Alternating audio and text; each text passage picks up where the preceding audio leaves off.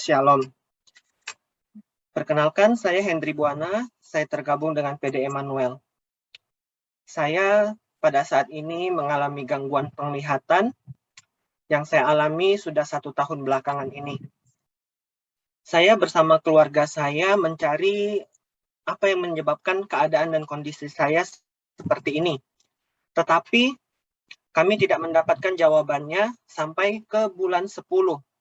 10 bulan setelah saya sakit, saya baru tahu bahwa dokter memvonis saya menderita Leber hereditary optic neuropathy.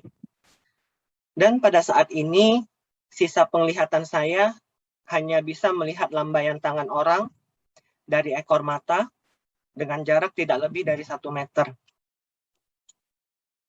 Pada awal saya mengalami penurunan penglihatan seperti ini, setiap malam saya berdoa kepada Tuhan Yesus.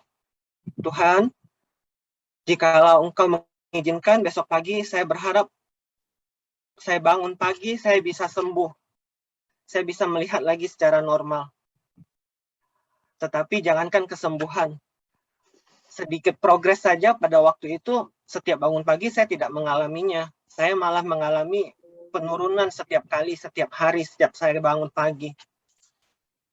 Dalam keadaan saya seperti itu, lubuk hati saya yang terdalam, bagaimana saya bisa bersyukur kepada Tuhan kalau dalam keadaan dan kondisi seperti ini. Dalam hati saya pun berkata, Tuhan tidak jawab doa saya. Saya ingin kesembuhan, tapi Tuhan tidak memberikan saya kesembuhan. Tetapi dalam hati saya begitu, tapi untung saya berada dalam keluarga yang setiap malam berdoa bersama-sama, bersama mama, adik, dan papa saya berdoa bersama-sama. Sampai dengan bulan Februari 2021 kemarin, dengan caranya Tuhan, saya dipertemukan dengan Ibu Edith. Saya diizinkan berkonseling dengan Ibu Edith beberapa kali. Setelah berkonseling dengan Ibu Edith, saya diizinkan untuk bergabung dengan PD Emmanuel. Kami di dalam PD Emmanuel setiap malam bertemu secara virtual melalui media Zoom. Kami berdoa syafaat, berdoa rosario, koronkat, dan saling bersharing bersama. Melalui kegiatan yang sering kami lakukan setiap malam itu tadi, pelan-pelan hati saya mulai berubah. Saya pada awalnya tidak bisa memaknai kata-kata ibu yang waktu itu bilang, Hendry, kamu harus lebih positif. Pada waktu itu saya belum bisa memaknai positif itu seperti apa. Toh keadaan saya seperti ini. Saya bagaimana bisa berpikiran positif dalam keadaan saya seperti ini.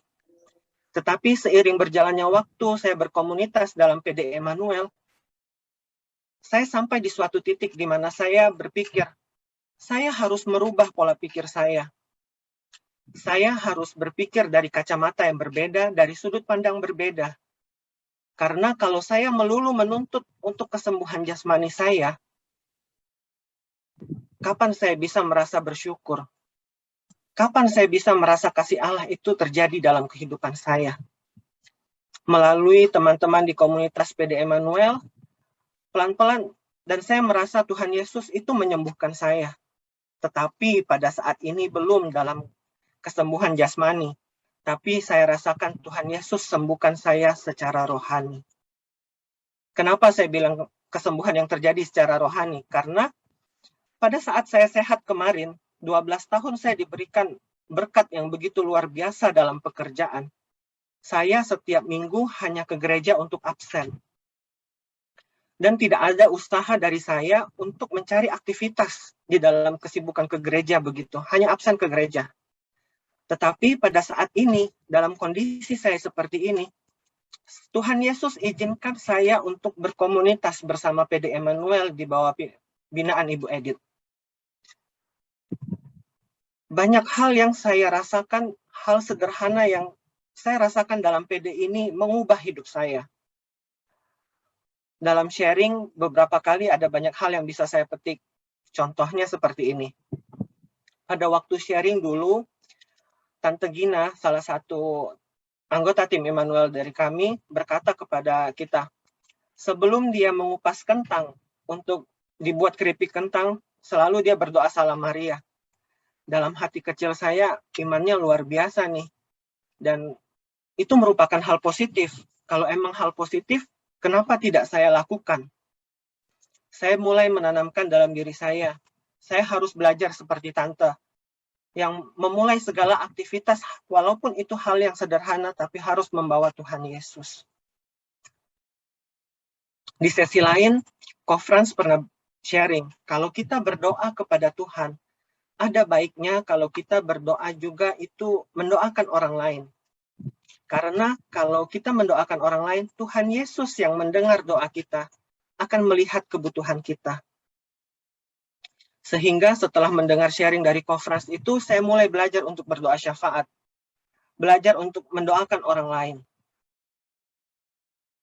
Nah, itu sebagai contoh sebagian kecil yang merubah hidup saya. Dengan semua perubahan positif itu, apa saya masih bisa bilang Tuhan Yesus itu tidak baik? Tuhan Yesus itu baik.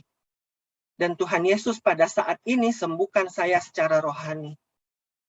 Saya memandang bahwa Tuhan Yesus pasti beranggapan, Hendri, kamu sembuh itu harus sembuh secara rohani dulu.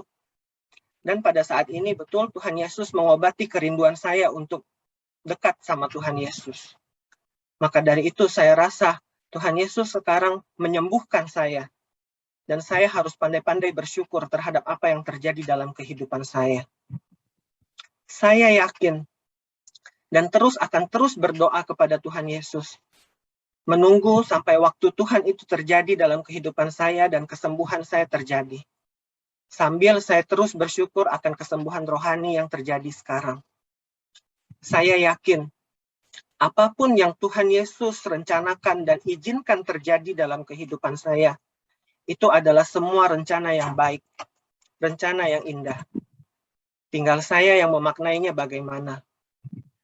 Dan saya percaya satu hal, kasih Tuhan Yesus dan kebaikan Tuhan Yesus pasti senantiasa telah dan akan selalu menyertai kehidupan saya dan di dalam setiap pergumulan saya. Sekian sharing dari saya. Tuhan Yesus memberkati. Terima kasih.